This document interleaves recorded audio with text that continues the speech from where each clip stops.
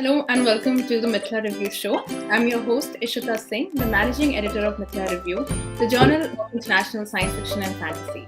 The Mithila Review Show is an inclusive platform that hosts writers, editors, publishers, and readers worldwide to expand the conversation about speculative imaginations of past, present, future, and beyond. The fifth episode of the MR Show is a very special one. We have with us today Manjula Padmanabhan, Durrani, Saad Hossain, and Tarun Saint to discuss the Golan's Book of South Asian Science Fiction Volume 2 that came out earlier this year. Our non-fiction editor, Durrani will also be joining us today for this roundtable discussion. Before we begin, I'll introduce our panelists briefly. So Manjula Padmanabhan is an author, playwright, and cartoonist. Her play Harvest won the 1997 Onassis Award for Theatre. Her weekly comic strip Sukiyaki appears in the Hindu Business Line. Her publications include 2 novels, Escape and The Island of Lost Souls, set in a brutal future world, over 25 illustrated books for children, and 2 collections of her comic strip characters Suki. Her most recent books are the 2-volume collection of her plays entitled Blood and Laughter Volume 1 and Laughter and Blood Volume 2, and her travel memoir Getting There. She divides her time between the US and New Delhi. Saad Z writes in a niche genre of fantasy, science fiction, and black comedy, which, on the balance of it, very few people actually want to read. This is what Saad has said. We're not saying that. He lives in Dhaka, Bangladesh, and works in various industries to make ends meet. Again, something he said. He has written 2 novels, Escape from Baghdad and Jinn City. His short stories have appeared in the anthologies A Jinn Falls in Love, the Best Science Fiction and Fantasy of the Year, Volume 12, and the Apex Book of World SF, Volume 4. His latest work is The Gurkha and The Lord of Tuesday. Sounds great. Durrani is the author of The Technologies of Self. His fiction has appeared in McSweeney's Quarterly Concern, Analog Science Fiction and Fact, Lightspeed, The Harvard Advocate, The Lifted Brow, Mithila Review, and Skin Deep. And his essays in The Nation, in the New Inquiry, Catapult, Poets Country, and Media Diversified. He is a PhD candidate in the Department of History at Princeton University, and he previously obtained a JD from Columbia Law School and an MPhil from the University of Cambridge. He received a Bachelor of Science degree at Columbia University School of Engineering and Applied Science, where he majored in applied physics and minored in Middle Eastern, South Asian, and African studies. His academic work has appeared in the Columbia Journal of Transnational Law, Quest, The History of Spaceflight, Comparative Islamic Studies, and the New York Review of Science Fiction. And finally, Tarun Saint, the editor of this volume, is an independent scholar and a writer born in Kenya and has lived in India since 1972. His research interests include the literature of the partition and science fiction. He is the author of Witnessing Partition, Memory, History, Fiction, based on his doctoral dissertation. He edited Bruised Memories, Communal Violence, and The Writer, and co-edited Translating Partition. He also co-edited Looking Back, India's Partition, 70 Years On, with Rakshanda Jalil and Debjani Singh Gupta. He has edited the Golan's Book of South Asian Science Fiction, which is Volume 1, the bilingual Indian-Italian science fiction anthology Avatar, Indian Science Fiction, co-edited with Francesco Verso, which appeared in January 2020. And Durrani, who is an assistant professor in the Department of English at Maharaja Agrawal College, University of Delhi. She's currently pursuing her doctoral research from the Department of English, Jamia Millia Islamia, New Delhi. She's the non-fiction editor of Mithila Review. So welcome all of you to the show. I'm absolutely delighted to have you all joining us here today. Could we hold up a copy of the book, please? I'm not sure what. Of course, I know why, but anyway, it's back to front. All right. Wow. Yeah, great. There you go. Balance copy is fresh. He probably keeps having to give it away. Editor's copies, yeah. So, Darren, could you tell us a little bit about the book? Sure. And how it's different from the last volume? Sure, yeah. So, the Golan's Book of South Asian Science Fiction, Volume 1, came about fortuitously, partly as an offshoot of an earlier idea, which was to bring together Indian science fiction, to anthologize contemporary Indian science fiction. But then one felt perhaps one needed to cast the net further, and especially since I had worked on partition literature earlier, felt that that would be a great way of actually, in a way, bridging the gulf which has existed. Famously, Saadat Hasan Manto wondered after 1947 whether the literature of what was then India would also be partitioned after 1947. And it was. In effect, there are different national traditions stemming from that momentous happening. But in some ways, conversations still take place, especially where languages are shared and where there are commonalities of experience. Differences, of course, need to be respected as well. And when one began looking for, say, work from neighboring countries, in the first volume, one could extend the scope of the volume to mainly to Bangladesh and to Pakistan. So we had just 3 countries represented. So the main difference, I would say, is there's greater diversity this time. We have managed to incorporate some wonderful writing from Sri Lanka, which was missing in the previous volume. We hadn't been able to establish contact then. And we also have, of course, writing from Pakistan, more writing from Pakistan and the Pakistani diaspora, and of course, Bangladesh, greater degree of representation, plus some writing by well, a Tibetan in exile living in India, which is, I think, quite unusual. So yes, in that sense, that's one major difference. Then, if I may just say that the first volume initially was focused on a theme. So the way I go about putting together volumes is one sends out a concept note, an invitation, and in that case, the concept note requested authors to speculate or reflect on what their countries, what the South Asian space might look like 70 years from now. So, well, we began working around the time of just after the 70th anniversary of independence and partition. So, what would South Asia look like in 2087? And people actually did respond to that, and they came up with some very interesting imaginative responses in science fictional form. And speculative poetry as well. In this case, in the case of volume 2, we did not have that kind of specific theme. Rather, we allowed for the variegatedness of people's own preferences to be reflected, and therefore allowed people to choose their own subjects, their own themes. I should say that one of the very interesting aspects then was noticing how many of the writers blurred the lines between genres. So therefore, we couldn't focus merely on hard science fiction, say, any longer, though even in the first volume, the lines had begun to blur, but especially in this volume, we have begun to incorporate high concept fantasy, horror, elements of the weird. And I think that is fitting because these are categories, in effect, imposed by, well, people like me, critics subsequent to the writing of works of art, of fiction, which obviously are eclectic and drawn a variety of sources, influences, and not dictated by the rules of, say, genre making, which we academics are so fond of. So therefore, this then becomes a more, in that sense, fluid form of categorization. Science fiction itself, I think, is demonstrably a fairly capacious term, and in this case, certainly sort of veers more towards the direction of speculative fiction and fantastica rather than, say, the hard SF dimension. Thanks very much. The 2087 reminded me of Manjula's cartoon in the last volume, actually. And even in this one, I think what's really spectacular and unique is the preface. That's something that I've not seen in anthology, so that was very interesting, and it worked like a puzzle for me. So it's trying to figure out which story matches where. So that was really fun. That's what we wanted you to do. makes the text interactive. So that was really great.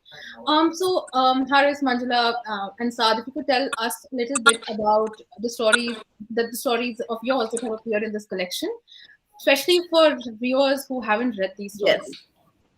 Yes. I'd like to, because you've already spent a lot of time on me, could we go to Haris and Saad, please?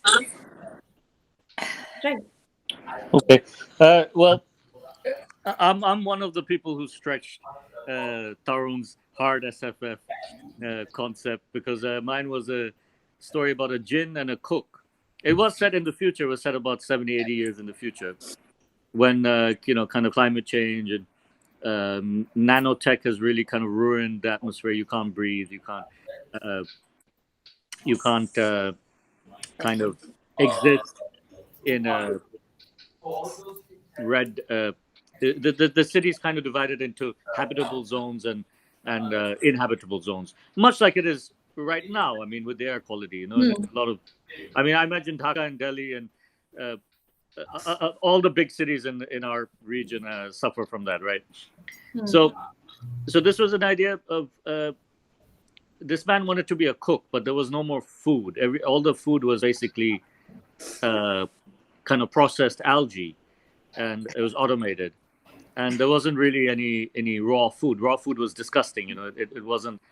So he made a restaurant in the slum with the help of a jinn to kind of bring a community together of various outcasts and poor people. So thinking about that, it's not really science fiction at all, other than it's set in the future.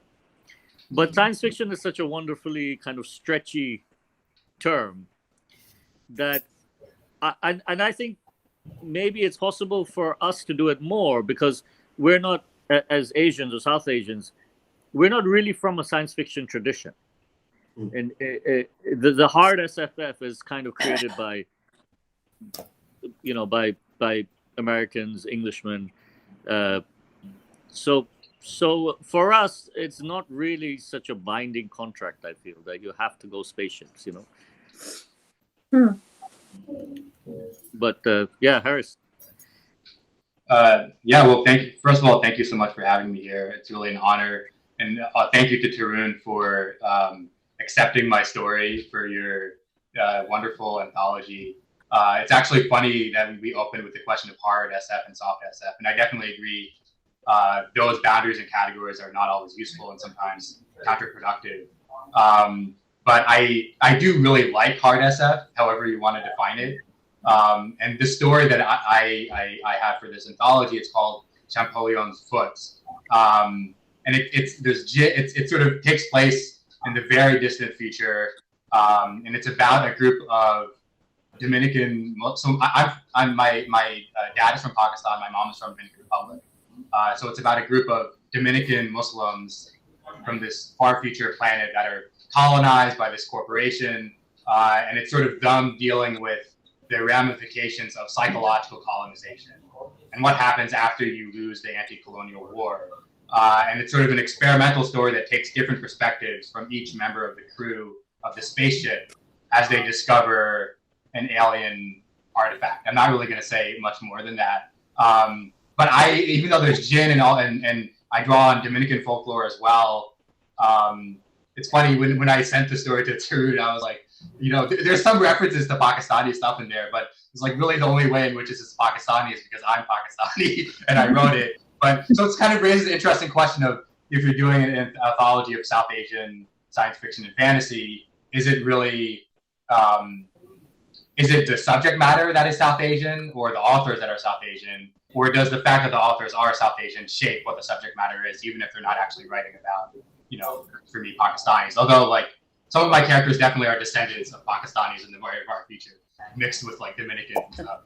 But I initially had actually submitted this piece to Analog Science Fiction because I published there once before with the hard SF story. And they replied to me saying, oh, we actually think this story is better than the first thing that we published from you, but it doesn't quite fit because there's a fantastical element, even though, like, what I do with the story is there's a fantasy, like, it seems fantasy, but everything in the story, there's some kind of scientific, like, there's references to Feynman and chemistry, and even there's a thermodynamic theory of jinn because in the Quran it says jinn have are smokeless fire.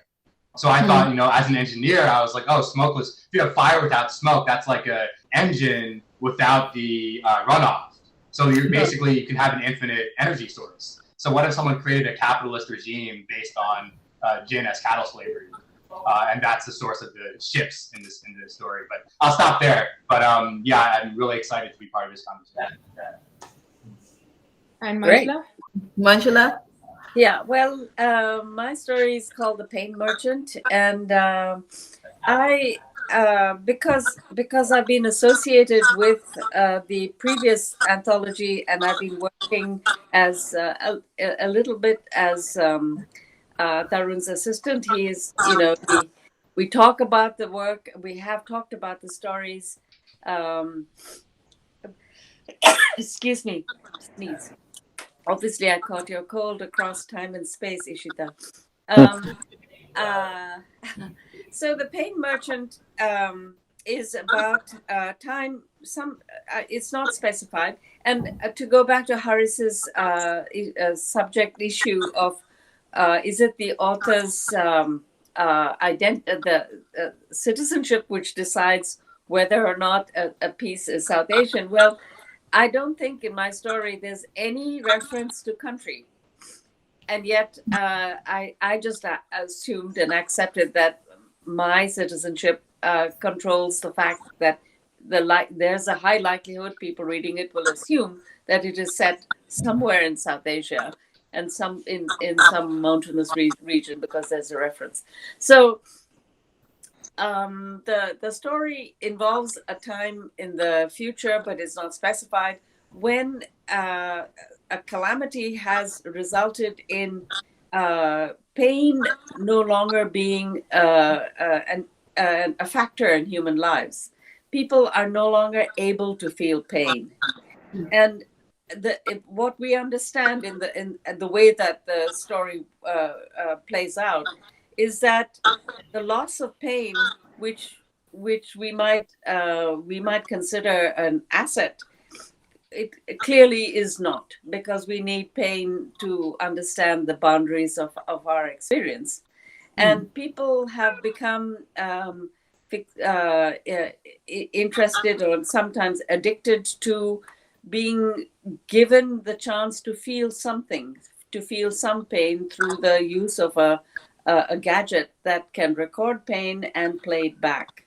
So this is a favorite concept that I wish we had. That is, in this sense, that I've often felt distressed to see a friends who are suffering with some physical problem. The fact that one can't draw the pain away. Pain is an electrochemical response within the body, and it would be great, I think, if one could draw it away instead of merely suppressing the body's response to it. And if on top of that, through empathy, one could share the pain. Anyway, these are ideas that I've often played with in my mind, and this story merely explores that attempts to explore that issue. And what can I say? I wrote it for this anthology. I typically do not have stories in waiting.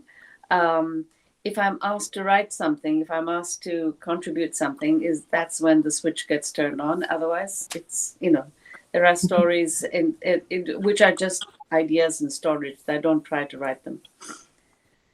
I think I remember from an interview you said something about a stream of ideas and you did pick up on it when you asked it. Yes. I was much younger then. I no longer speak in such vague terms.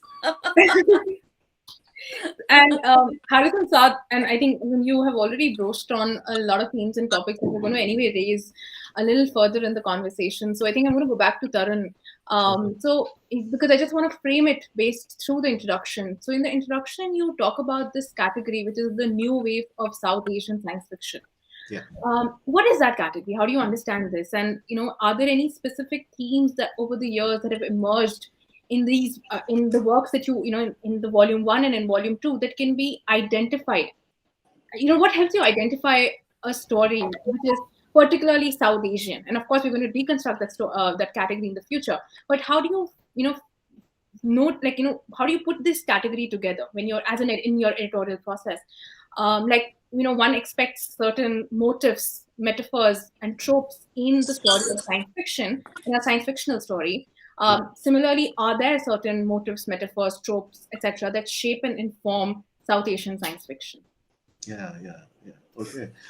Firstly, with respect to the term new wave writing, that's a term I take from Suparno Banerjee, who has a wonderful study, mainly focusing on Indian science fiction, where he speaks of the new wave of writers who emerged, mainly writing in English in India in the 90s. So actually, we have one of the figures in this. Manjula Padmanabhan. Manjula wrote Harvest, which is, I think, one of the pioneering works of the new wave. And there is also, of course, Amitav Ghosh is the Calcutta Chromosome, so 1996. So these works, which appeared in the mid-90s, actually, I think, created the space for a new kind of aesthetic, a certain kind of adventurousness, perhaps, experimental writing, but which is nonetheless grounded in the context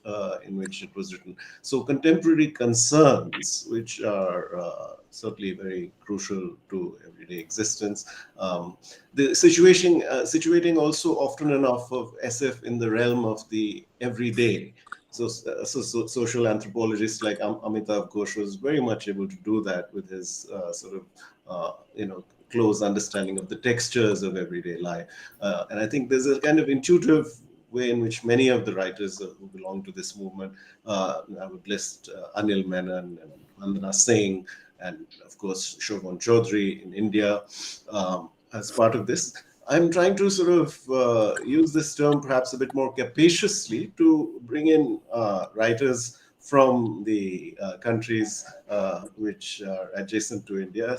So I would say that, yes, Usman Malik, for example, who's been a pioneer of writing in the speculative vein from Pakistan, certainly Vajra Chandrasekhar from Sri Lanka, and Saad from of course, Bangladesh, who draws on a tradition which is very lively, which can also be found in the Bengali language, with the writings of someone like Muhammad Zafar Iqbal, and for that matter, Humayun Ahmad. Of course, I don't read the language, so I access those works in translation. So I would see this. Yeah. So there we are. So sometimes, it's interesting, the kind of term. Perhaps also the way I phrased it, it's sort of trying to bring in the excitement and energy of the new wave of Indian cinema, which of course took off with Manikol and Kumar Shahane and others during the early 70s, and who also sort of endowed the medium of cinema with a certain kind of perhaps new kind of energy, an exhilarating kind of outlook, which combined a kind of interest in formal experimentation in redefining the very form of cinema, with a concern for the marginal sections of society. So it's a kind of vision, if you like. And the new wave, it's like a kind of prism which allows us to think afresh about the very genre which we're otherwise prone to think of as, say, perhaps an ancillary genre, or as a genre which needs to be categorized as children's writing. So, in that sense, new wave science fiction can be seen as perhaps belonging, especially the new kind of writing which is now emerging, which is so incisive and does strike at some of our contemporary socio-political questions and sublimates them through its formal kind of sort of various experiments. It's a new kind of voice, perhaps emerging, which I think deserves recognition in a way in which perhaps earlier science fiction was not quite able to attain, even though there were some major accomplishments there in the what would correspond to perhaps the golden age of Western science fiction in our context, say the 50s, 60s, 70s, 90s. Right, and that also allows us for sort of a transnational approach to the category itself, and which so that you see the similarities. Then, for example, I see a lot of similarities in Samisha's work and Saad's writings, or Indra Das's work again and Saad's writing. So you see those kind of similar. You open up that category, and then you're not just seeing it as Indian writing in English, or writings in English coming from Bangladesh or Pakistan or wherever. Indeed. And so that brings me to the second part of the question, which I didn't take up, and I'll try to be brief because I tend to, as a former teacher, wax eloquent. So South Asian-ness. So is there such a thing? I would say it's a potentiality, right? Waiting to be actualized. Nobody grows up believing they're South Asian. I mean, you might be told even as a very young child, you're Indian. So, you have that feeling of national identity right from an early stage. If you travel, you have a passport, you have visa, so you immediately have those identity markers affixed to you. But what is this vague or more nebulous conception, let's say, of South Asian-ness? I think it's as I said, this set of possibilities of a certain kind of perhaps variegatedness and yet uniqueness, a certain kind of sense of a way of thinking, a way of feeling, structures of feeling, perhaps, partly inherited from ancient civilizational contexts, which we've all sort of imbibed as it were at the subconscious level, but which is also as a result of the kind of moment we're living in, where there's so much more conversation happening as a result of the social media and that transnational dimension which you mentioned is being accentuated as a result of these new dialogues which are often taking place, sometimes flying in the face of the hyper-nationalisms, which are, of course, the bane of, say, any conception of a benign South Asian-ness. So I see it, therefore, as a kind of category which can actually contest the banalities of especially forms of hyper-nationalism, jingoistic nationalism, and therefore the writing which has emerged with its orientation also towards the future is very interesting, because again there's a sense often enough one gets that this writing is responsible not only to the present but to the future generations to come. So we're not just mired in the conflicts of the past, though there may be, of course, ghosts to reckon with. And I think that's captured very well in two of the pieces, if I may illustrate the point quickly. So there's Bina Shah's Luni Ka Tabadla.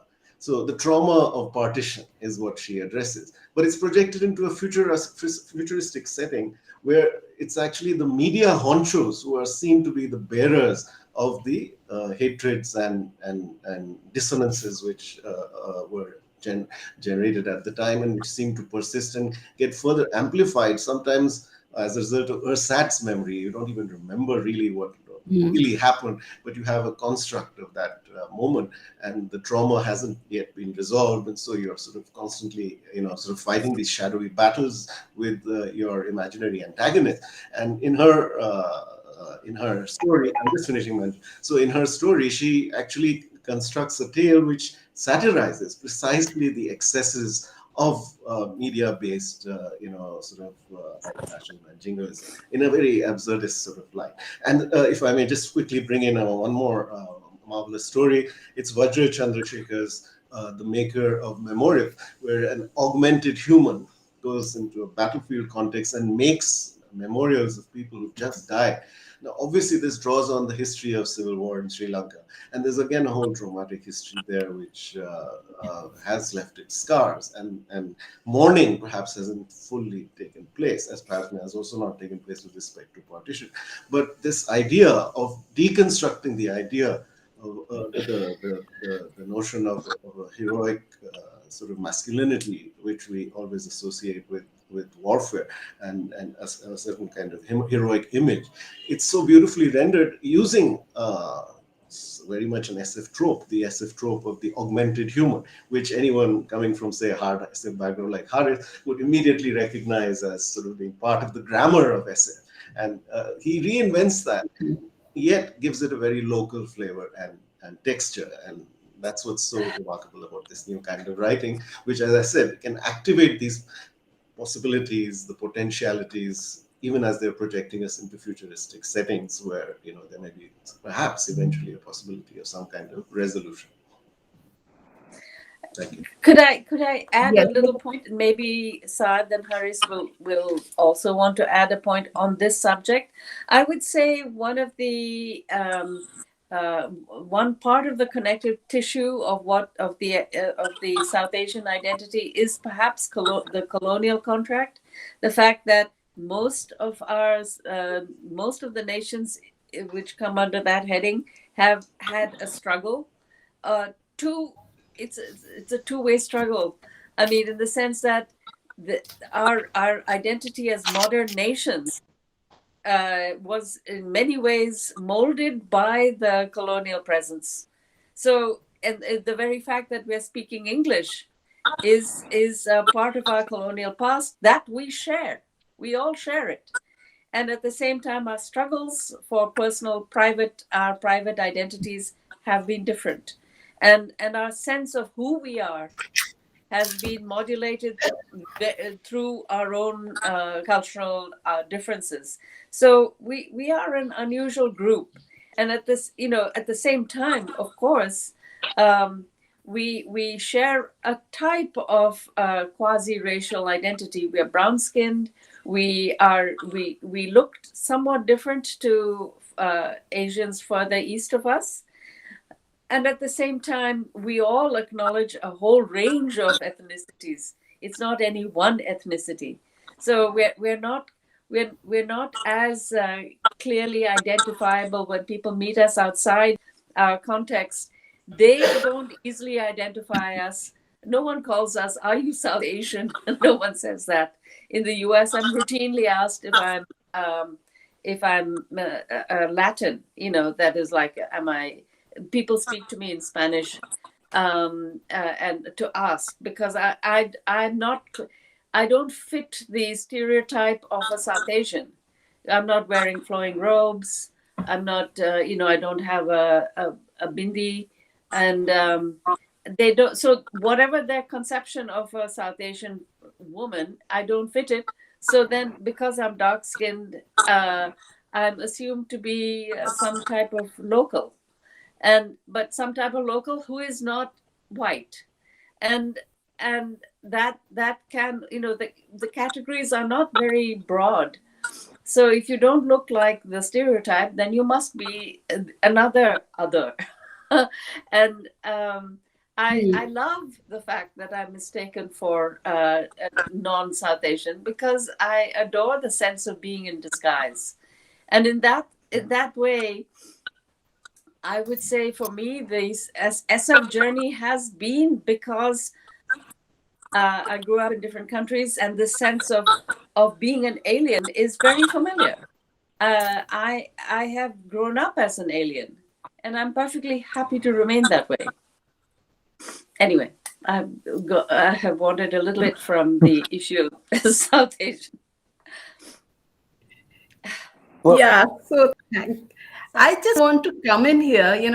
Tarun and Manjula both have brought in, two very important issues here. Tarun has spoken about South Asian as simply as a way of life, as a nebulous concept, which could be, somehow, be taken as a kind of a way to, orient ourselves to a certain kind of a writing. And, Manjula has brought in that idea of that alienness. However, to come to the point, when we think about South Asia is also a geopolitical region with varying complexities, and as you said it, Manjula, with varying, ethnicities. How do you deal with that? When you are writing as, your stories, do you write as a, South Asian kind of a writer? You think about those complexities when you're writing those stories? What makes you think that you are a part of this conglomerate of geopolitical region, which can be labeled as South Asian? And one more thing, as a writer, you are always writing, but you're also thinking about a potential reader. When Manjula and she just joined and she asked, who would be a potential audience. So if you were the reader of your own stories, how would you read your own stories? Where would you position yourself? So this is addressed to anyone and everyone here. Anyone can go in. Yeah, Saad. Saad is a very quiet person, I suspect. So we want to hear him. No, you know what? I think the other kind of defining aspect of South Asians is that because of our large numbers and the colonial past, like you're saying, trauma is basically a shared trauma, which kind of defines you even now, right? The humiliation of colonialization, then the enormous conflicts that took place afterwards, partition, then the war between Pakistan, Bangladesh, India, in various ways and means.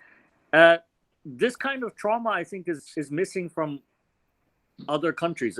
I mean, other literary traditions, maybe.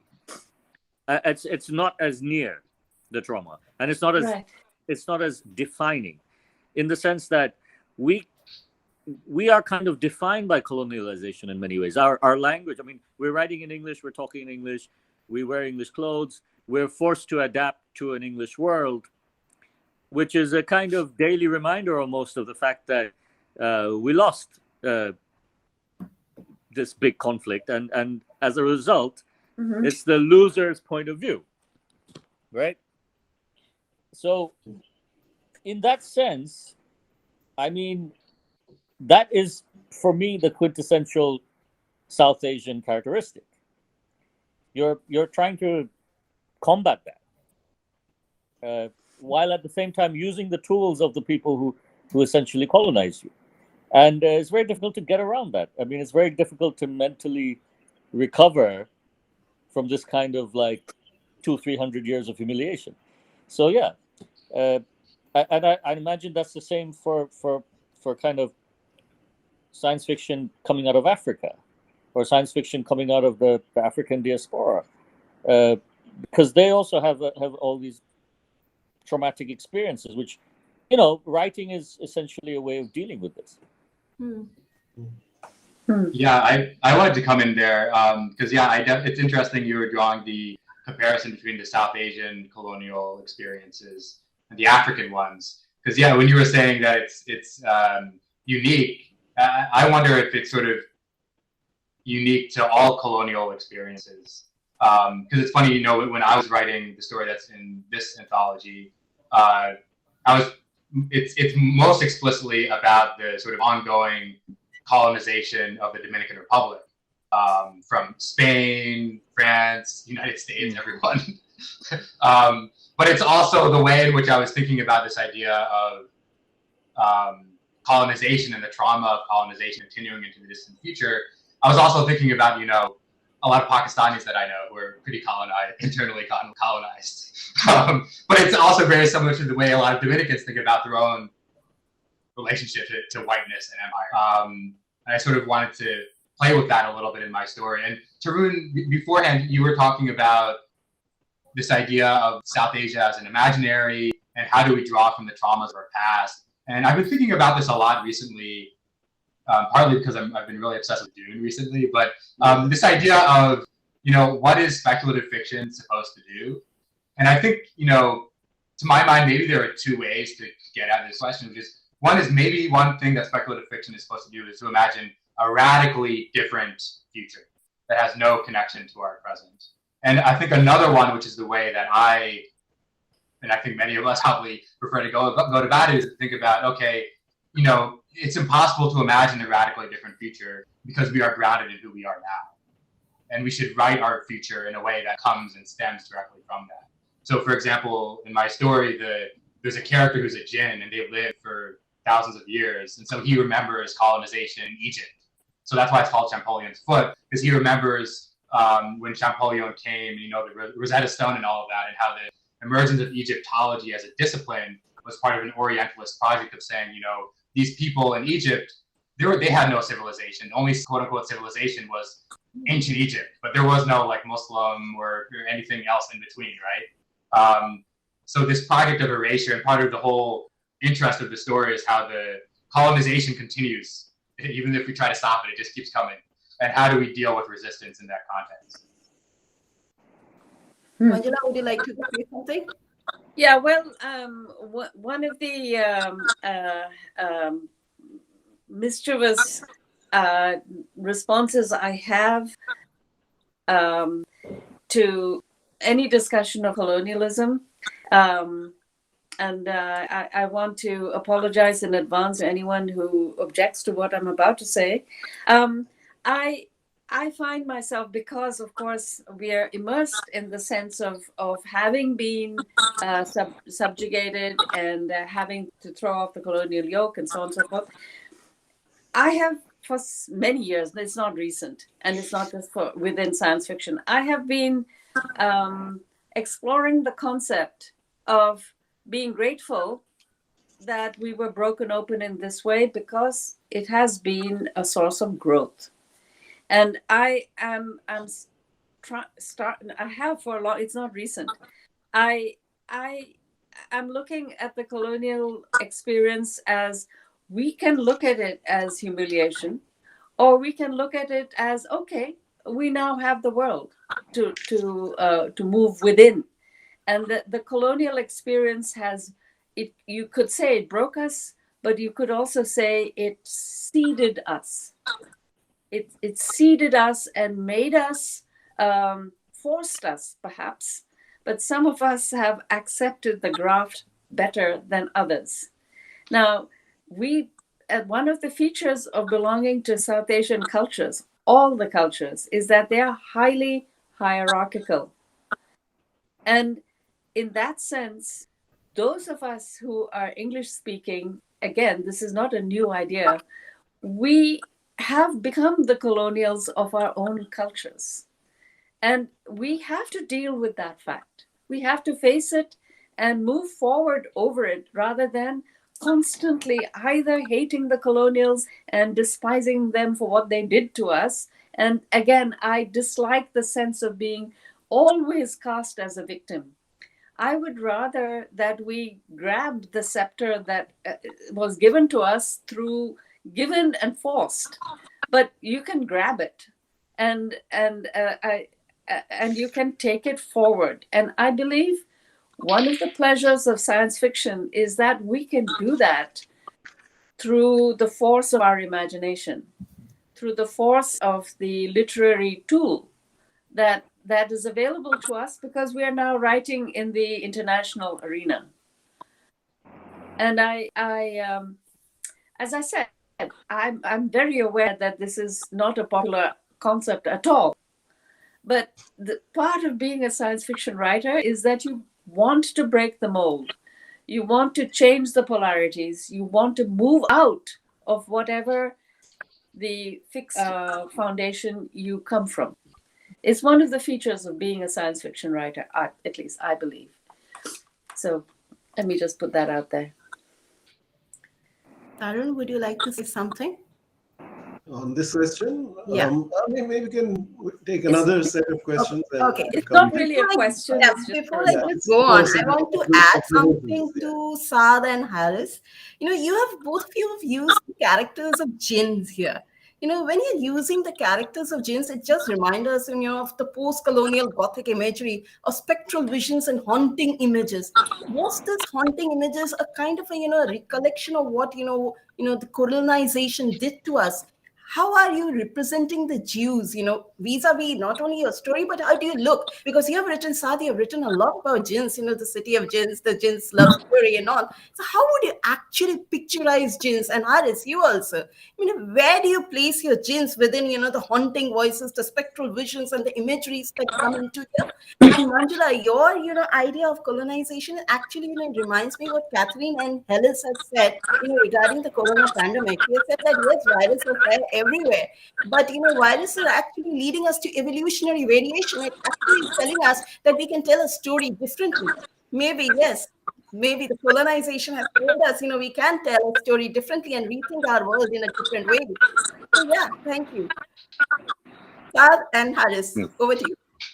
Well, And just if I could just interrupt for a bit, I also want to just, adding on to Indrani's question, the jinn has also occupied a lot of the global imagination recently. I mean, a lot of globally published writers, international writers, have their central characters as jinns or those traveling along with jinns, etc. How are your jinns different from those, for example, that are being written by Pichali Clark or S.A. Chakravarti, etc.?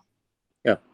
So, look, I mean, first of all, I think in terms of fantasy or science fiction, if we take that as one genre, a big umbrella, the language, it's all based on Norse mythology, right? So you've got dwarves, elves, fairies, vampires. So it's Norse mythology, kind of Irish, Celtic mythology, and then you've got Eastern European monsters. The jinn is kind of the Asian, Arabian response, and that's our mythology. And so it's enormously positive that so many people are using it, because it's forcing it into the language of science fiction to a point where jinns are not unfamiliar anymore. You don't have to spend 2 hours explaining what a jinn is before, because that's the problem when you're trying to deal with English readers. And if I have to explain every single word to you, then you very rapidly lose interest. So the fact that the jinns are there now, it's part of the kind of global consciousness. This is great, right? Of course, you don't want to use the haunting jinns all the time. For me, I just created my own jinns because I felt that they're ever living. So for me, they're virtually unkillable. They're made of fire. So for me, I was trying to imagine what would be their biggest problem, and I felt boredom would be their biggest problem. Essentially, just boredom with the human experience and boredom with just this ebb and flow of constant civilizational mistakes, which lead to extinction and rejuvenation. So I think this whole cycle would be immensely boring for them after a while. And I kind of took that kernel, and then I also felt that they would also develop their own culture. And for me, it was puzzling why these creatures would be haunting you after 10,000 years of experience. Why would they be hiding in trees looking for random people to haunt? Like, what's the point? They should have their own culture. They should have their own aims, their own politics. So that's what I tried to give them. So my jinns are not the kind of Quranic jinns that we have from Islam, or even the kind of Arabian jinns or the Indian jinns, which are kind of culturally, which we all grew up with, I imagine. I'd like to interject here just a point for all, especially the three authors here, to discuss. Is it possible to think of authors as jinns? Are we a modern type of jinn? Is that part of what our power is? We have a certain power within us, and we alter other people. And we can be used, and we can be asked for wishes. We can grant some. Yeah. I just wanted to respond as well. I definitely agree. I love that idea of thinking of authors as jinns, that we are haunting our audience. And I think sometimes when I think there was a question earlier, I think from Ishita, about who our audience is. And for me, I feel like my audience is a combination of like colonized brown people and white people. And I want to disturb them in the way a jinn like disturbs you. And that's sometimes like my positionality, right? But I also wanted to directly answer the jinn question, because I think I love Saad's approach of sort of, going beyond what we're traditionally thought about. I think in many ways, my approach, I think what I love about science fiction, both with respect to the imaginary question that Manjula was talking about before, and then Saad's stuff about how do we talk about jinn, is that with science fiction, you can do so much. You can have all of these perspectives. No one way of going about it is the right way. It's such an open genre. And I think for me, in some ways, I'm the opposite of Saad, where I'm like, okay, like, I think there's a tendency in the way jinn are often written. I wouldn't say Shannon Chakrabarty's work is like this, but I think like the longer history, especially like with genies and all these things, jinn not really having a sort of fixed rootedness in actual like religion, tradition, cults, like ethnically specific ways of thinking about folklore. And so for me, the way I approach jinn is partly as an engineer, and then partly as someone who's, a practicing Muslim who I'm thinking about like, okay, when the Quran talks about smokeless jinn, what does that mean for like the theory for like the third law of thermodynamics or something, right? And I think there's a way in which you can. This is kind of goes to my point earlier about imaginary, and I think there's a way in which you can write radically imaginary stuff that's totally different. But I think writing directly to what's already there is also a source for imagination. Like I think of Joe Haldeman, who wrote The Forever War, and one of the things that he does in The Forever War is he says, in the science fiction battle, right? You have like some people are on a planet and there's a spaceship far away that's going to come attack the planet, and then like 2 minutes later the spaceship arrives and they fight. But in real life, it would take probably like a few months for the spaceship to get there if they see it, right? So he has a scene where like they spend a few months building like a fortress and all this stuff to fight so that they're ready. And I think in that way, like writing to something that's real actually produces something creative. So back to the jinn question, like I was thinking, okay, in Islamic theology and history, jinn are there before humankind. And there's this whole conversation between like, why does Shaitan, Iblis, why is he rejected? Why does he reject God? And what does that have to do with angels and free will? So my story writes all directly to that. And I theorize that jinn, because if they're from the early universe, heavy hydrogen was a very common gaseous element. So maybe they come from deuterium, which is heavy hydrogen from the early universe. And then I have, this also goes to the question of like, writing in English, right? And there's a similar stuff in my story about how there are different kinds of jinn. And there are like the jinn from the early universe who are like live in nebulas, and they kind of have their own like royalty, like systems, right? But then there are the jinn that are from Earth who have been enslaved as part of the capitalist like thermodynamic engines. And they look very skeptically at these like elitist jinns from the other side of the galaxy, right? So you can, and then even the Chiguapas in Dominican folklore, Chiguapas are they're sort of similar to the Churels. They're like backward-footed women, or kind of like witch kind of figures. And so I sort of theorize that the Chiguapas are a kind of jinn, and they're like intermixed genetically with the jinn that are in the ships. So there's a lot of creative stuff you can do just by writing to what's already there in our own traditions, and I think that's also like a really fun way to go about these questions. So your hierarchization of jinns actually reminds me to what Manjula said, and that makes me think that so the trauma of the colonial encounter and partition specifically, of course, it comes with its own narrative of trauma and experiences, lived realities, etc. But the colonial encounter not only made us as oppressed, because, for example, I think of myself, I don't think particularly of myself as a brown woman. My particular identity, because of someone who has never traveled abroad, while I live in my particular look, it's a very local. It comes from my sense of religion, class identity, and especially as an English-speaking person.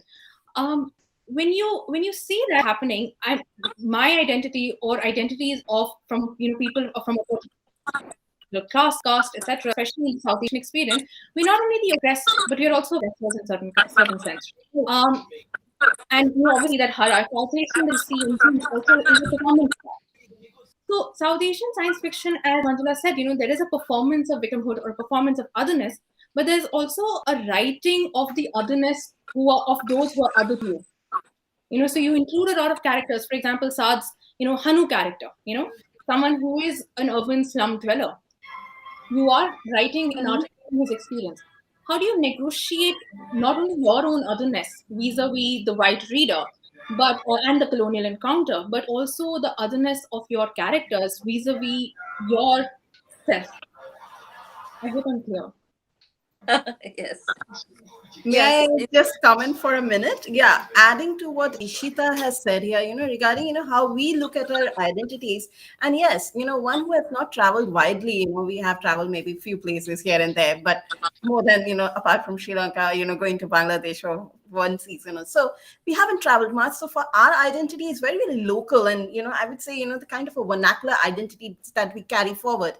But apart from that, we are also, somehow, situated in and around our languages, the kind of languages that we use. So is there some way, how language has shaped your, stories, the way you frame your stories through languages, how you think about, your world through a means of language, how you grapple with language to tell the stories that you want to. Yes. I can take this if no one has an immediate answer. Yeah. I think about this a lot. I mean, especially coming from Dominican Republic, this is a very similar thing of, if you're writing, Dominican characters and they speak, it's a mix of English and Spanish. Do you italicize the Spanish? Do you translate it? My usual preference is don't italicize, don't translate. People have to figure it out. Google it if you have to Google it. But I did play with this a little bit in this story, in the anthology, where I think actually the very first scene is a father and son, and the father is speaking Arabic, and then the son is like, why do you speak English? And then a lot of the stuff with the jinn, I think about how you communicate with this other species. And the way that you have to communicate in my universe with jinn is we can't actually speak to them. They have to possess you. They occupy your body, and then they enter your synapses and make you speak the word. And the words are the words from your own subconscious that maybe even you don't admit that you have, but they're the jinn controlling your subconscious to speak to you through you. And that's the only. So it's kind of like this, like discombobulating internal, external, otherizing experience. But that was very much a play on how do we think about language and the power dynamics that come with translation. Could I go?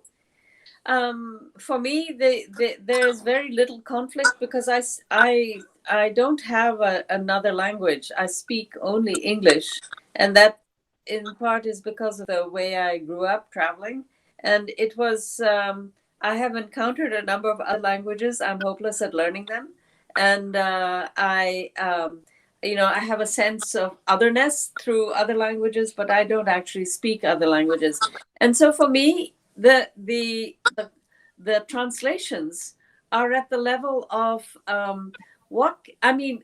was just thinking as listening to all of us, I realized that one issue with one point about the choice of concept in my story, I used pain because I assumed what has to be true. We all experience pain. So I wanted to use a factor that doesn't need translation. I mean, if you can understand the words, you know what pain is. And so in one sense, I can invade anyone's space by using terms or using experiences that we all have. And in that sense, I was attempting to universalize an experience that is, if I'm regarded as South Asian, then a non-South Asian might say, well, will I understand that? But we all understand pain. So in a sense, that was one of the reasons I chose a concept like that. And I am doing that all the time. I am trying to universalize my experiences so that in order to undo the alienness that I know I am regarded, the alien context that I'm framed, that I'm given just by being different in the way that I'm perceived. Well, I mean, that's a great point, and the same thing. Like if you're using archetypes, basically, because I think from a craft point of view, when you're writing science fiction, there's a lot of world building, because you're introducing a new world and you're trying to give your unique. That's how you're differentiating your science fiction from Asimov's or somebody else's, which has been done, and the world building takes a lot of space, and if you put too much, the reader loses interest. Right. So too many things they can't relate to, and then they start losing interest. Which is why I think the characters in the story or the themes in the story tend to be archetypal. They're like Manjula just said, like the concepts then, which actually make the story, make the plot, tend to be universal, so that readers can easily grasp that, right? So, so in a way, if you're talking about pain as a universal concept, so you can spend a lot of time building your futuristic society where they've lost the feeling, because you know that the rest of the story, people understand pain, so they'll get it, right? Yes. And and it's the same thing when you're. I mean, you're talking about using marginalized characters or others. Everybody understands and roots for the other, the underdog, right? So even if you're the galactic emperor of the Sith Lord, you probably still root for the underdog. You think you're the underdog. You think, why are these Jedis oppressing me over and over again? I just want priests and trade.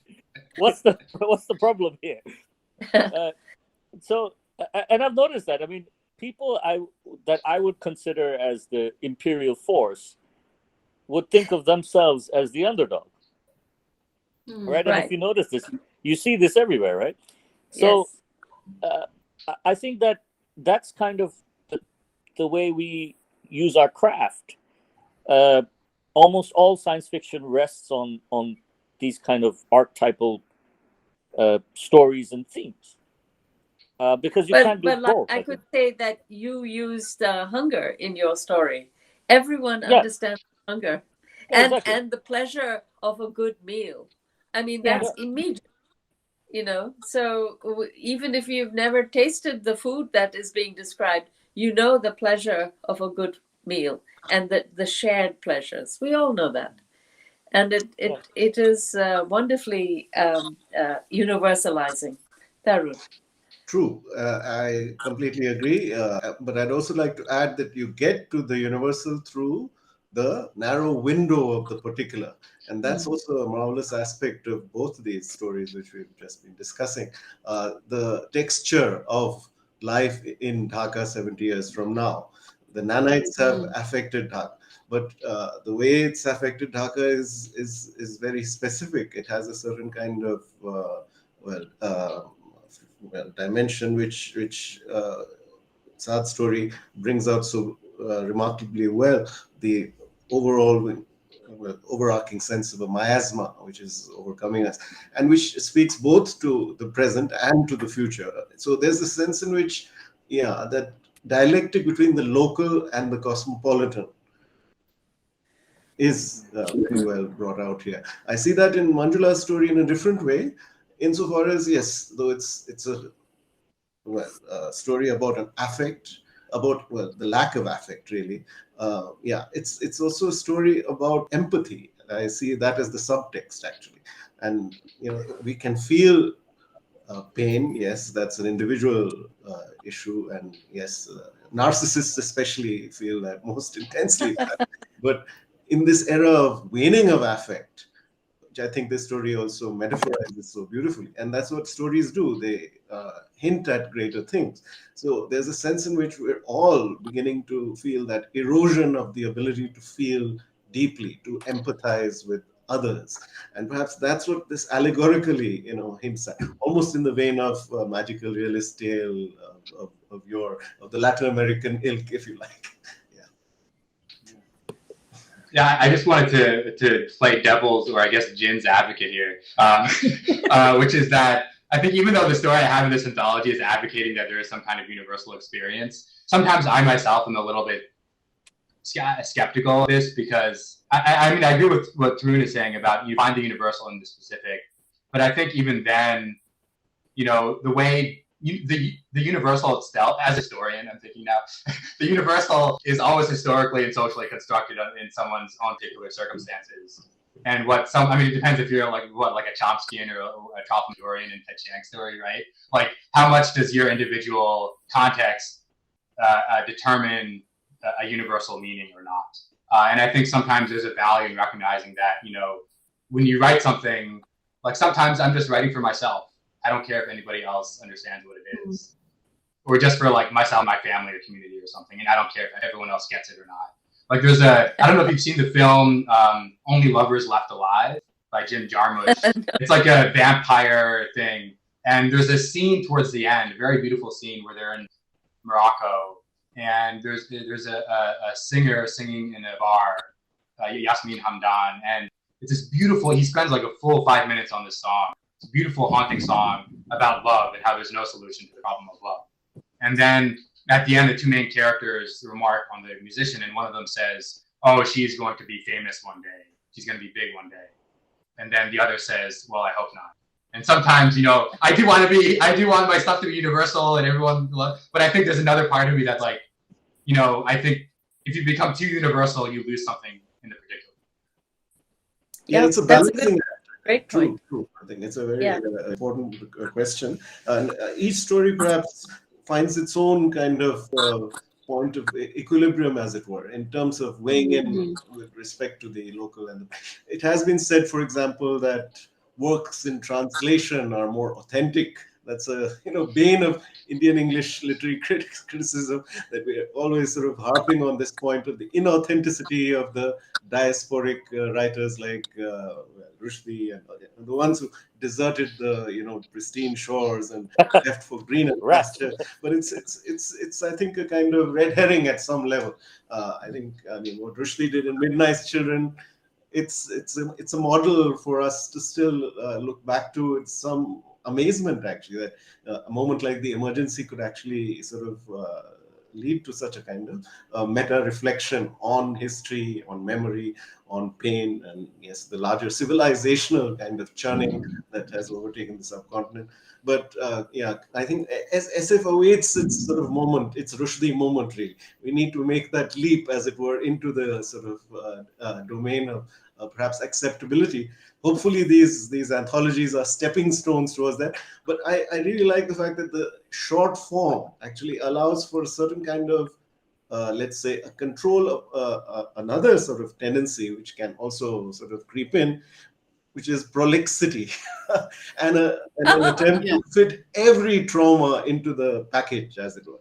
That doesn't work. And many novels, unfortunately, being published these days, or sometimes in the spec-fic vein, tend to sometimes try too hard to kind of tick off all the bases, or tick off all the boxes, rather, and reach all the bases. So in the process, you lose out on sometimes that dimension of the specific or the particular, which actually allows for a certain kind of connection to be established and in the reader's mind. But I think it's a problem of how the imagination works. We can't always assimilate every aspect of especially a complex history and complex past as just as we've inherited in South Asia.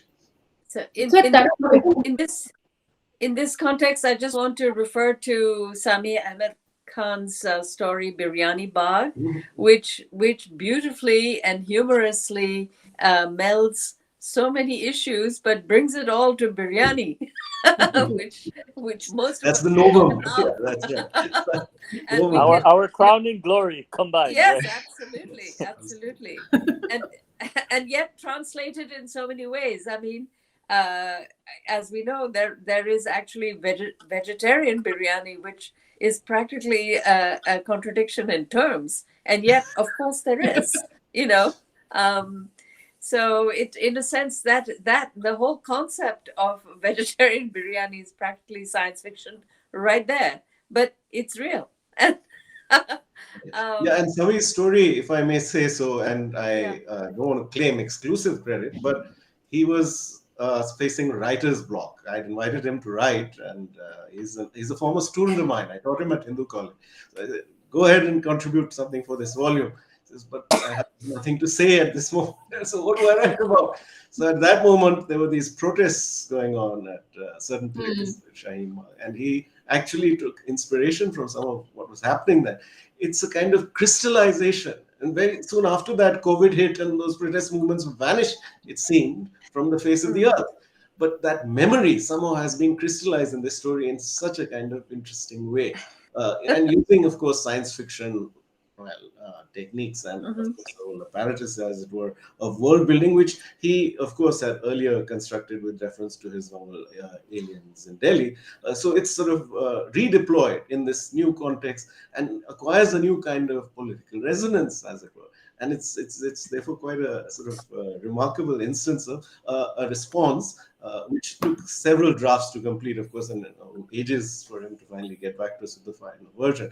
But that's when one really gets a sense of satisfaction as an editor, a work which is actually responsive to happenings on the ground in which one had almost sort of witnessed in a sense, because one was at least living in the same city as all that was happening, and yes, offering a kind of critique as it were, which is what another thing that science fiction can do. Of our times, of our systems, of the injustice which is still sort of afflicting especially the minority communities in our region. Yes. Absolutely. Critique without getting killed. Yes. Because you have the protection of science fiction, which is, it didn't really happen. Yeah, and I'm not talking about you. Right. I mean, in Bangladesh, a lot of bloggers were being killed a couple of years ago. Yes. And there was a pandemic of violence against writers and publishers and different things, and they were all getting threats and they were hiding. And then you realize how fragile, this idea of writing about whatever you want. Can you really write about whatever you want? Yeah, I'm not so sure. No, I'm sure. We can't, because we've been aware of extremely repressive practices in the Indian media context. There's no question about it. I am very unwilling to become a martyr for these kinds of reasons, maybe for any reasons.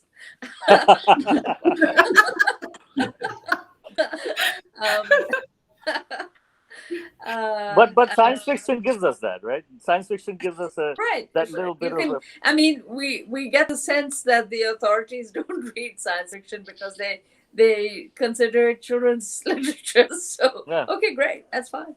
Let's do it that way. Yeah, and it's a great way to also navigate censorship. For example, what you see in Chinese science fiction. It's not happening here and now. It's happening in some other place and at some other time. And it's sort of under these multiple layers of meanings that are difficult to negotiate or understand or unpack sometimes. Right.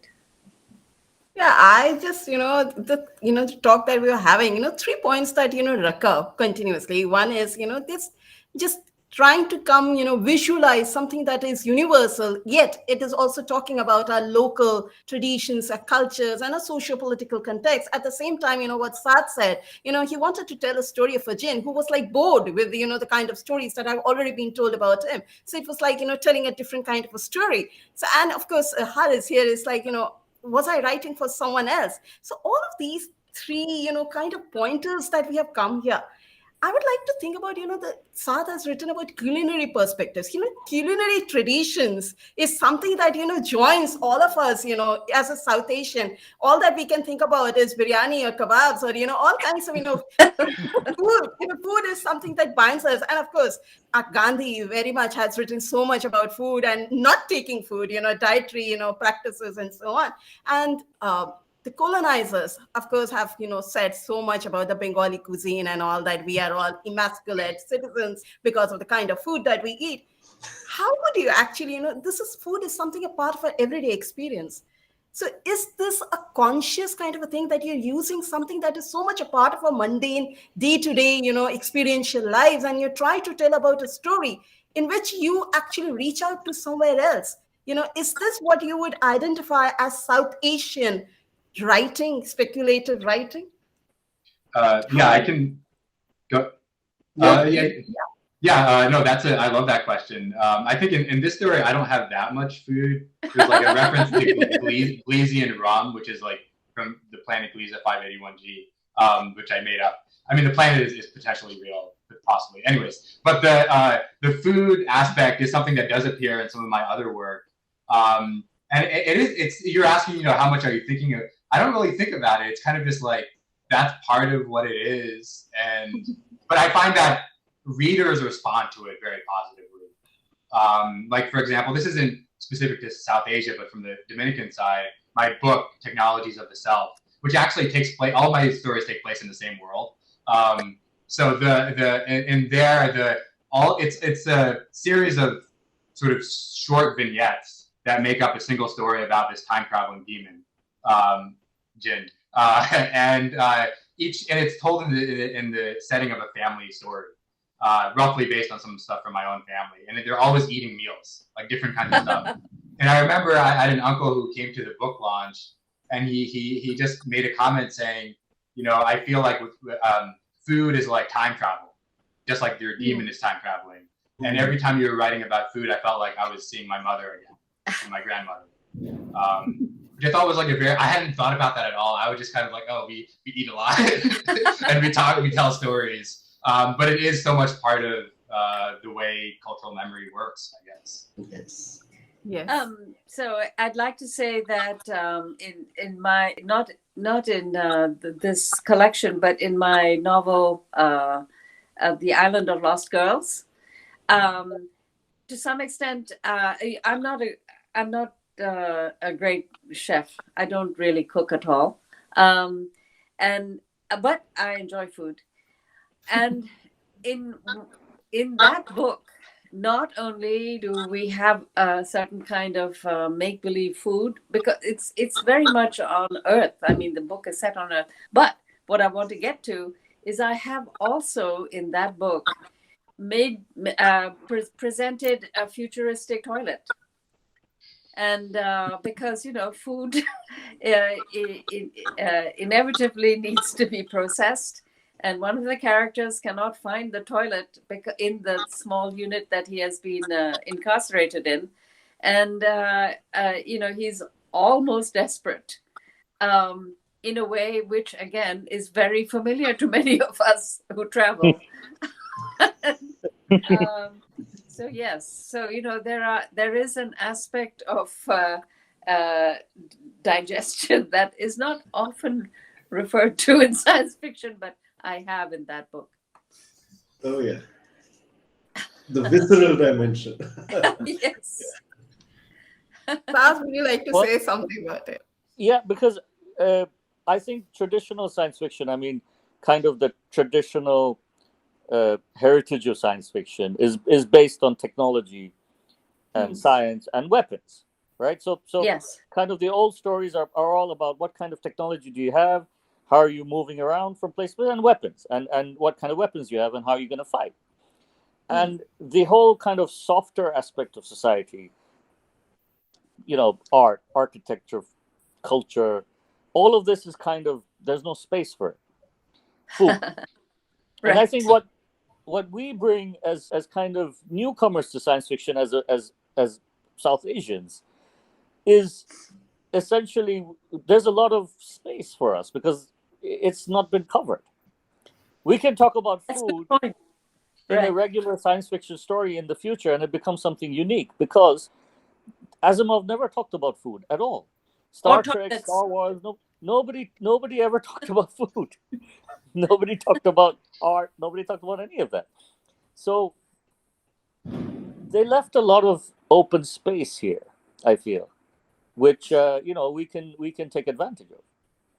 So maybe do you suppose we could make a certain point that the South Asian world offers a complex, perhaps more complex sensory world, that we offer a broader sensory experience, and that as South Asians, as ourselves, we experience a range of sensations and sensory pleasures that many of us traveling in the West feel somewhat deprived of, because the Western world appears to be a little very much more muted, both in colors and aromas and flavors. Definitely. That's quite yeah, I mean, I don't think it's unique to South. I'm gonna keep promoting my Dominicanness as well. I don't think it's just the South Asia, but I think definitely in the West. But I would say even whiteness itself is a thing as well. And there's a sense in which McDonald's or fish and chips, those have cultural memories too. Yes. But that's just unique to in a different way, I think, to different specificities. Yes, because the whole point of McDonald's is that you can go anywhere in the universe and the Big Mac will stay the same. Whereas with our world, you just cross the street and the same dish, the same biryani will taste different or smell. Yeah. Although, I mean, the thing I wanted to get at was you had made a comment earlier about digestion. And I was sort of thinking about, there's some way in which, food can be this inlet into our cultures and our histories and our futures, but it can also be a way of thinking about power of like consumption. And I was actually like, in my story, part of the premise of the story is I was listening to Feynman's lectures a long time ago, and he was talking about left and right-handed, the organic molecules that make up our DNA, and how most of life, I believe it's right-handed allergies and not left-handed.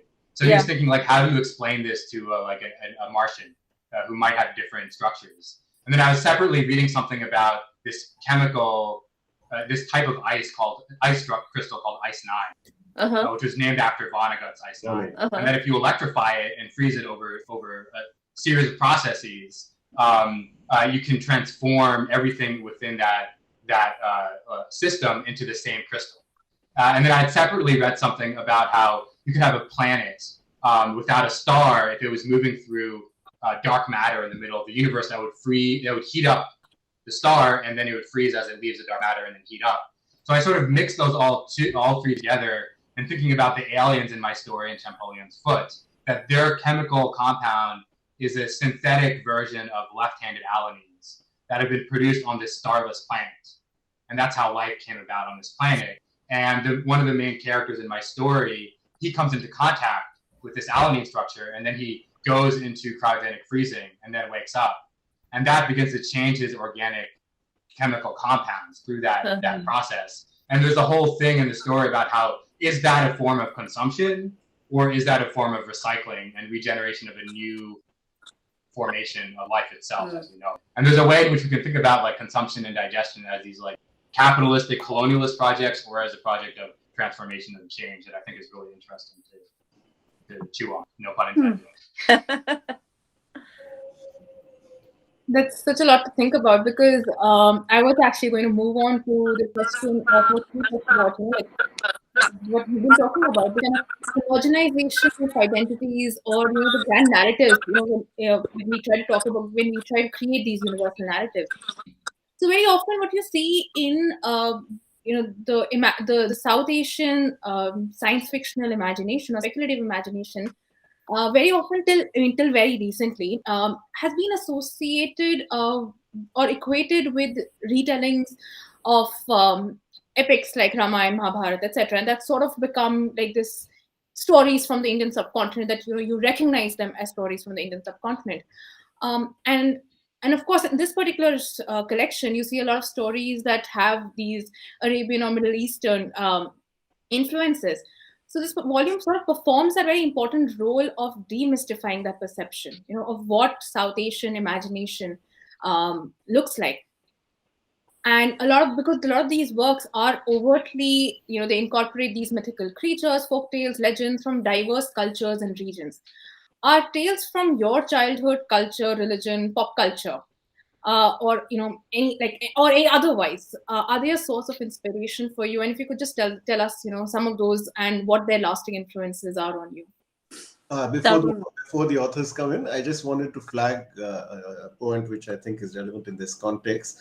I think your reference is perhaps more to the Indian science fiction context, where mytho-fantasy has become the dominant strain of a certain form of fantasy narratives, which are actually doing very well in the marketplace and therefore proliferating, like a weed.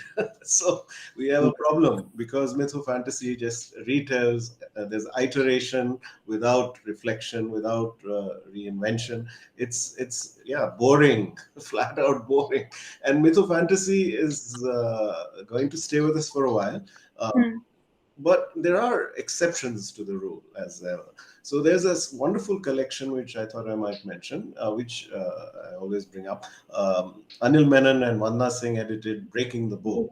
And that's a brilliant attempt to retell the Ramayana story from a speculative vantage point. So there you have, individual episodes in the Ramayana narrative, like the, say, Surpanakha narrative, retold, say, from a feminist angle, and a variety of very creative engagements the writing back aspect. I think we've done enough of writing back to empire, which is why I didn't even get into that whole set of questions, because at some level I am bored with post-colonial discourse. But that's just a personal thing, because perhaps the kind of theorization tends to sort of focus in on certain aspects perhaps of our history and not other aspects. But here I think what we're getting instead is a kind of as it were, re-inscription of mythology in a very interesting way.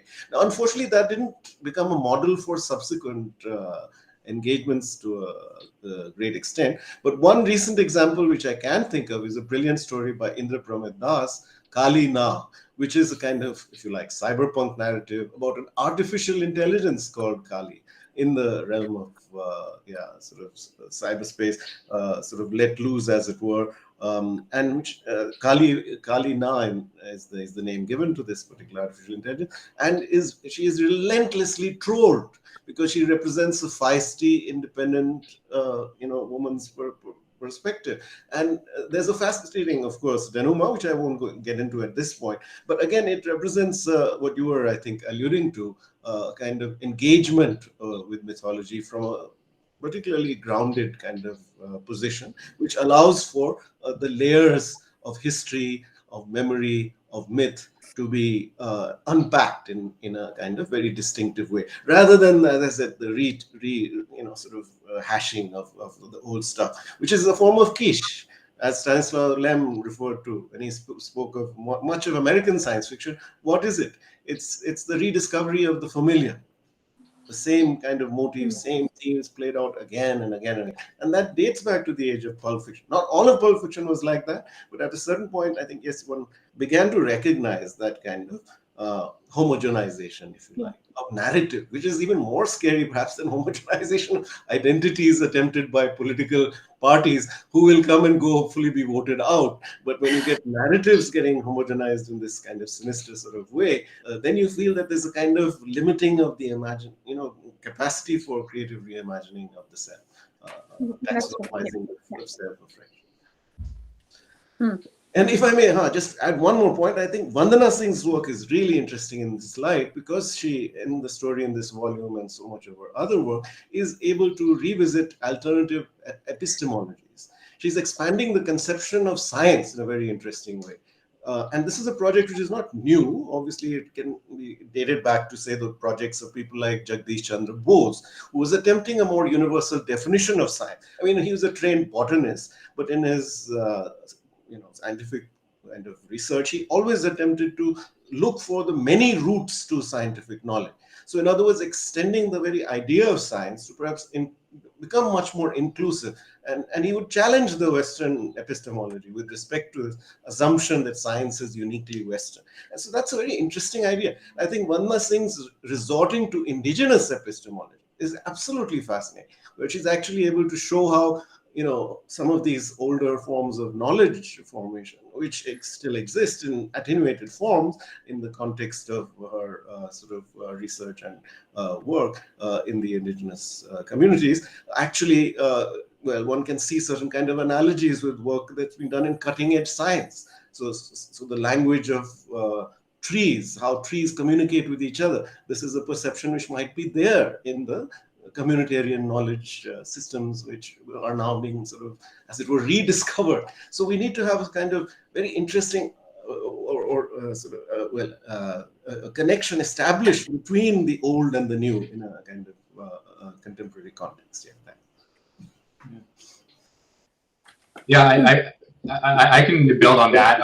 I thought something I think maybe goes back to the questions about universals or not, when you're thinking about how much to write to colonization or not.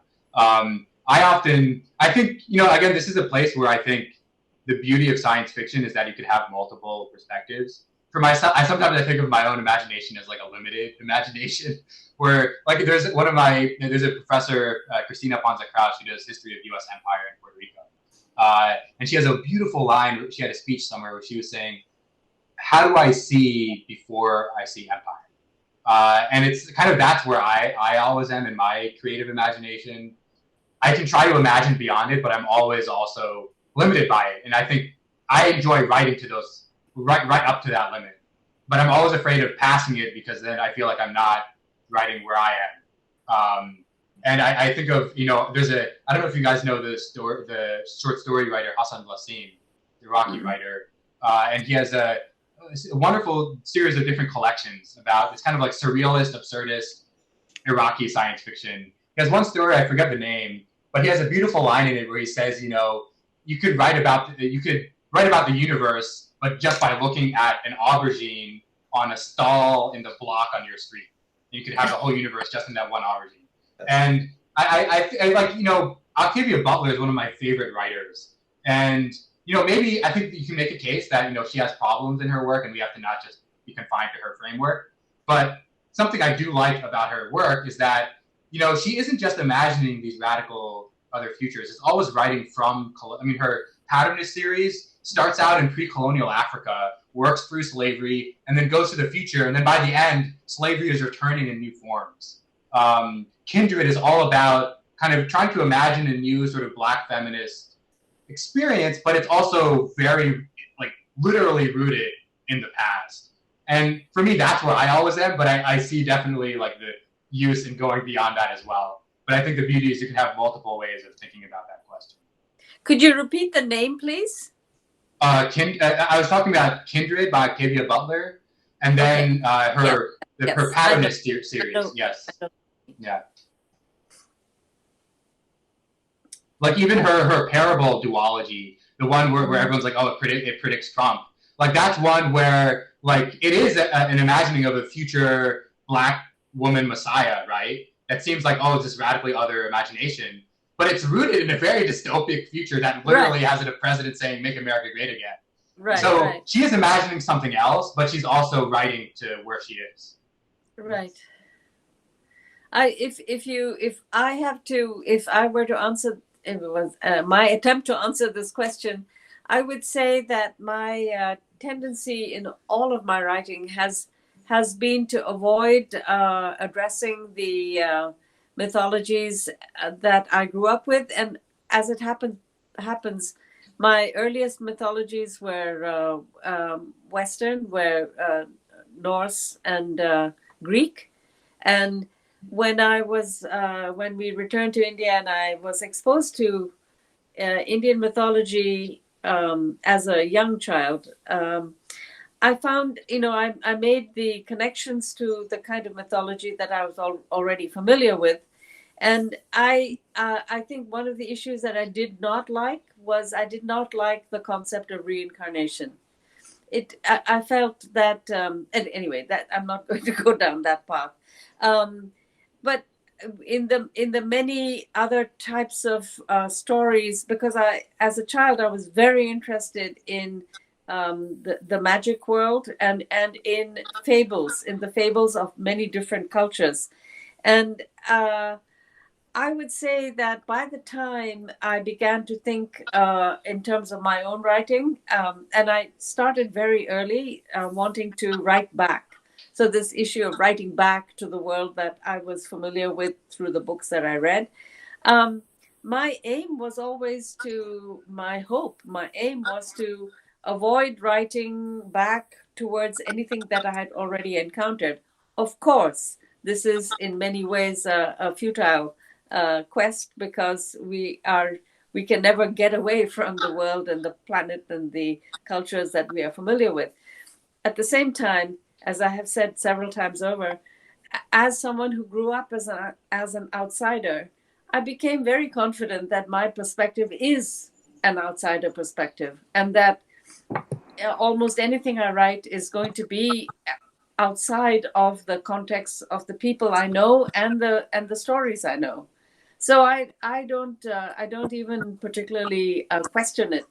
I sense that my perspective, because I'm not culturally rooted. I don't have a strong root. I don't follow cultural or religious traditions specific to my world, and I just assume that I'm going to always be different that way. So I don't struggle with it. It's the way that I come into the world.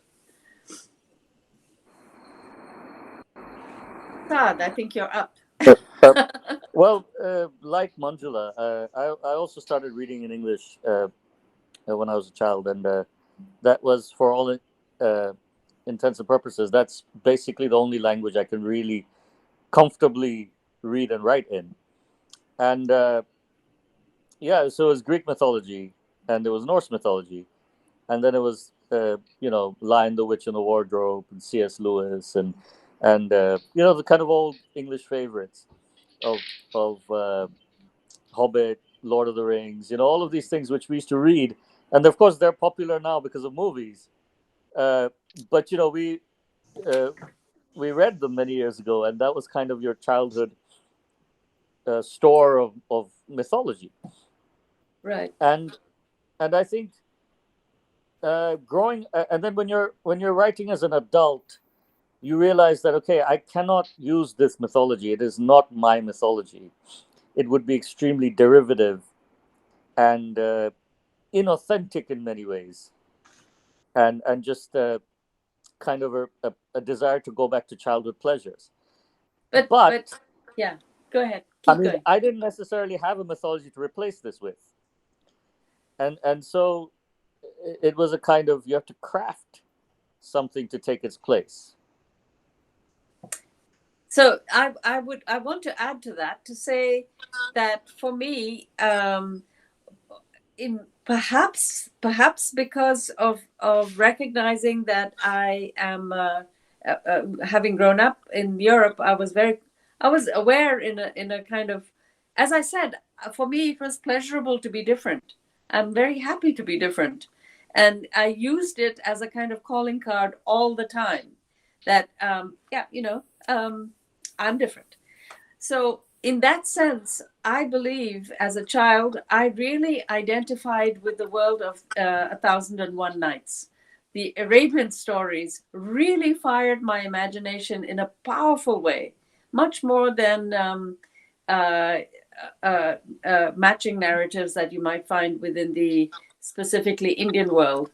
And for me, the genie, of course, genies in the Arabian Nights, of course, are the jinns that we read about today, and I sometimes wonder whether our pleasure in reading about jinns today is because we have a mental construct of this powerful, somehow physically attractive, though weird, creature.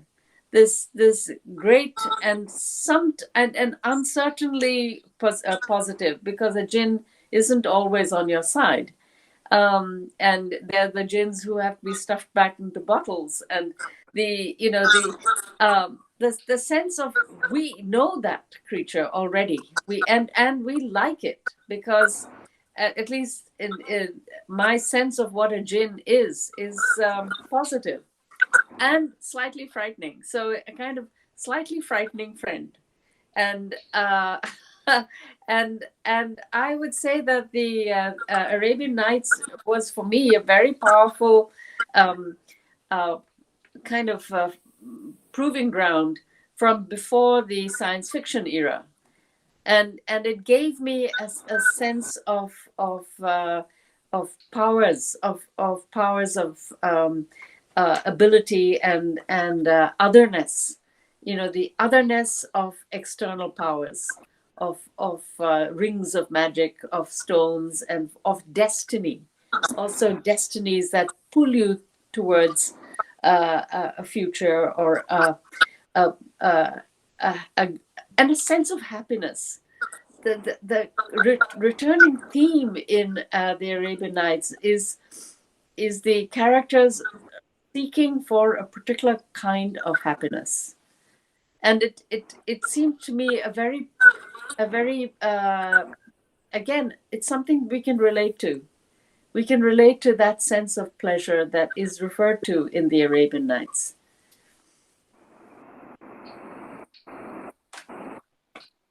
So this, what Saad said, this idea about not having a mythology of one's own, that's also due to the colonial encounter. And so many of us who grew up in with an English education, so you grew up more comfortable with Narnia than a more vernacular mythology that you had.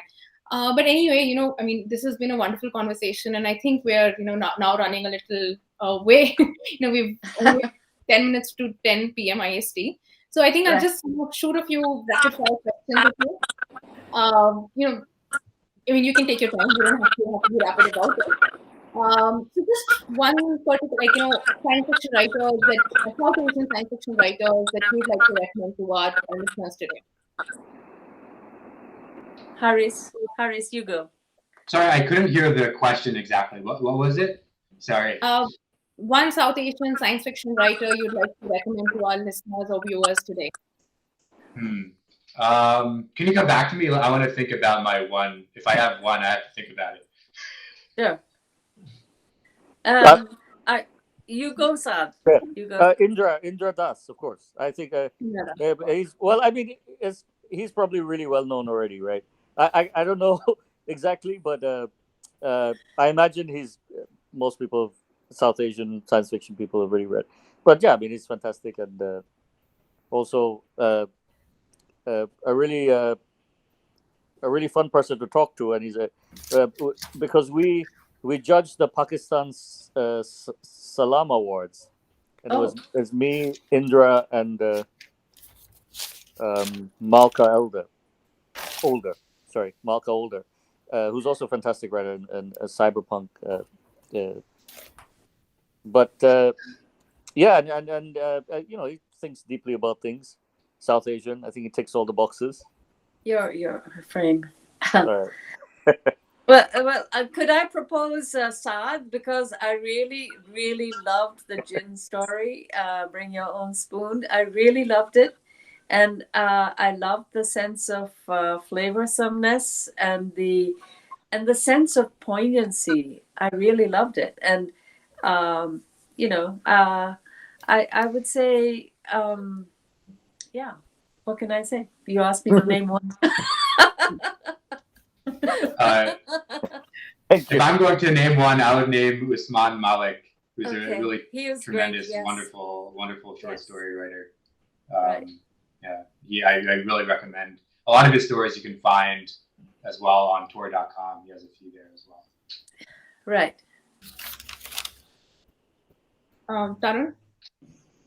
The mum's the word. I should have no preferences. All my writers it's part of the Rainbow Coalition.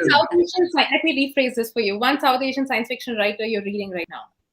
I'm reading right now. Well, that's a tough one. Well, actually, I have to say I'm not reading South Asian science fiction writers. I'm heartily sick of them after having edited this volume. I needed a break, and therefore I'm reading J.G. Ballard, who's one of my great favorite. His complete stories. So I've reached the second volume, and I'm about halfway through, and he's a master. And everyone should read Ballard and forget about South Asian science fiction. Read him because he tells us about the invisible hazards that technological modernity has posed for us. See his video on YouTube, and you'll be blown away with his grace, his humor, his sense of humor, his wit, and his insights into the future. I think we need to get to that level. It's a challenge for all South Asian science fiction writers. So I'm not here to provide anyone with a platform to leap off into outer space. Get back to reality, folks. It's time to come to terms with that potential and realize it hopefully in fictional forms. Yeah, and hopefully volume 3. Yeah. Yes. Some signs of that. Yeah. Haris. I think Haris has already. It was just a fist pump. All right. So, one book or author who was your portal into science fiction. I think Manjula really wanted to talk about this one. Yeah, but I'm not going to go on about it. For me, the portal book was, as I've already said, I was interested in mythology and magic and fables and so on.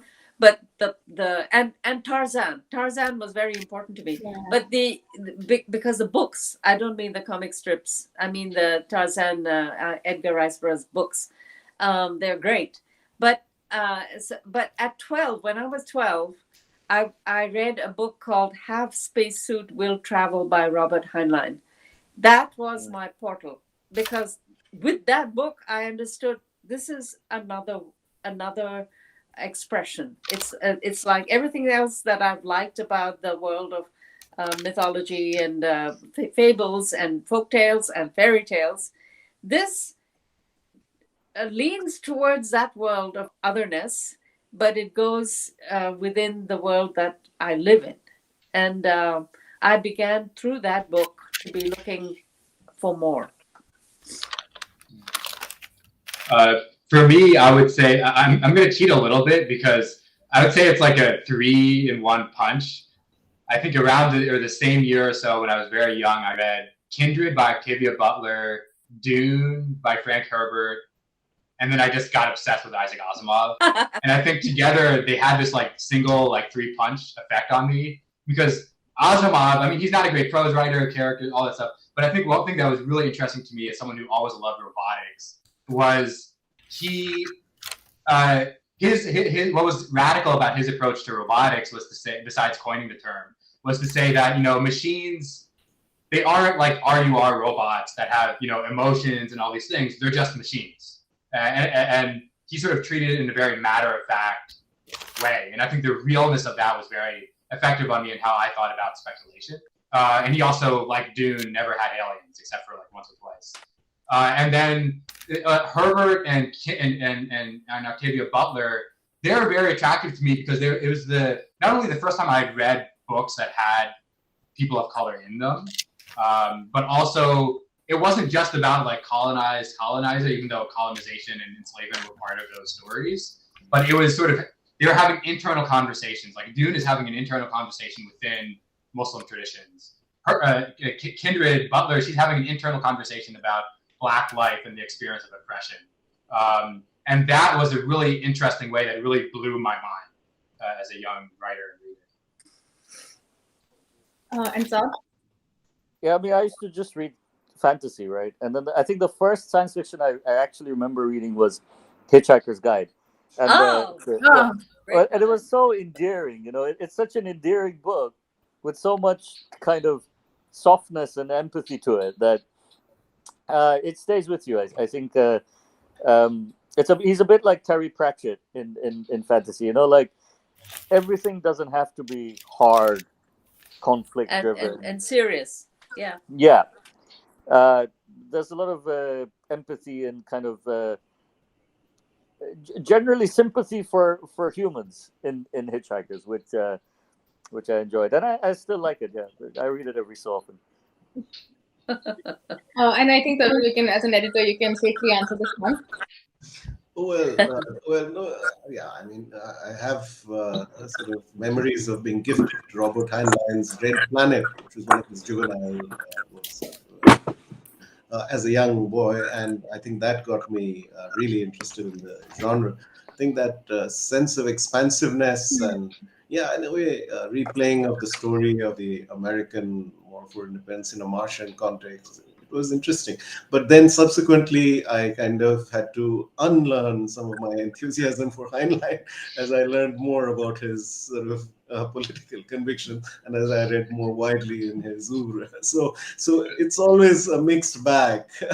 Believe me, yeah, science fiction, there's a history deeply tied in with, yes, colonialism, as some of the recent scholarship has made no bones in revealing, has certainly not hesitated in disclosing. So yeah, I mean, we need to, I guess, bite the bullet, accept its very interesting possibilities, and also, keep a sort of an eye out, a beady eye out for some of its glaring faults and issues. As some of Harris's recent articles on Dune, very beautifully done. Yeah, very balanced, critical assessments of both the film and the series of novels. So yeah, Harris, you're showing us the way. Yeah, to go. Thanks for that. Yeah, thanks for mentioning that. Actually, I did a lot of my homework before going to watch Dune. By reading Harris's articles and a lot of the comments on the Facebook posts. Last question, and I promise then we can all go and have our dinner. What are you working on right now, all of you? Shall I go first? Yeah. So I have the third of my trilogy to work on because it's not a trilogy yet. Obviously, there's Escape, There's the Island of Lost Girls, and then there's the third of that. But as it happens, at this moment, I have been kidnapped by another idea, which is not science fiction. So I'm working on a novel that is forcing itself on me. It's not science fiction. So I guess there's nothing more for me to say. Okay. You should stop it immediately and go back to science fiction. What kind of science fiction author are you? You have to repress these urges. What can I say? Where is your loyalty? I am a multi. I live in a multiverse. Yeah. Apostate science fiction. Saad, what are you working on right now? I just finished doing a lot of work because I've got a book coming out in December, which is called Cyber Mage, and then I have one coming out next March. And both are science fiction. Unlike Manjula, I don't. I'm not a heretic, but yeah, sometimes after I think you produce some works, then you need to take a little breather sometimes, mess around a little bit, and then hopefully start again. Looking forward to Cyber Mage. Looking forward. Absolutely. Haris? Thank you. I'm working on a few things. I have a essay that hopefully will come out sometime soon. That's not done yet. That's on more stuff on Dune, on how Frank Herbert was a Republican Salafi. And then I'm working on my book, Technologies of the South, was never really meant to be a book. It's part of a larger series of novels. So I'm working on fleshing out the rest of that. And actually, the chapter I'm working on now is basically a prequel to the story in the anthology, but set in an alternate present day, about the origin of the Jinn engine machines. But really, the thing that I'm spending the most time is getting my PhD dissertation done. So everything else is kind of on the back. That doesn't count. That doesn't count as science fiction. Hey.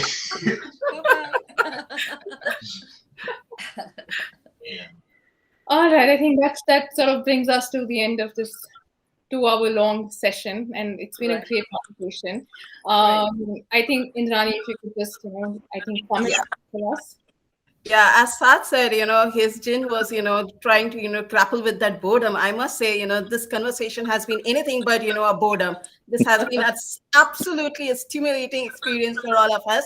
And to just give you a sum up of what, we were talking about, as, Tarun started, his, idea of what is, South Asian science fiction, he just, mentioned two things which I think are very, very important here. One, it allows us, create a diversity of stories to travel, to think about, and to reflect. And the other thing is the vision to think differently, to bring in and allow us, the world into that global consciousness, to grapple with that globality is very, very important, even though it might be a nebulous concept. But the fact that, it allows us so many structures of feeling, as, from culinary experiences to jinns to, pain, these are, leading us to, form different kinds of dialectics to, emerge. We become, somehow responsible for our own future, even as we are trying to, tell, the kind of stories that we want to. The fact is, the way we tell the stories, that allows so many people to, be a part of our, lives, from jinns to, all those. I would, mention them not haunting figures anymore, as Saad has explained. They are no more haunting figures. They are my friend now. From now on, they are my friend. I'm literally in love with them.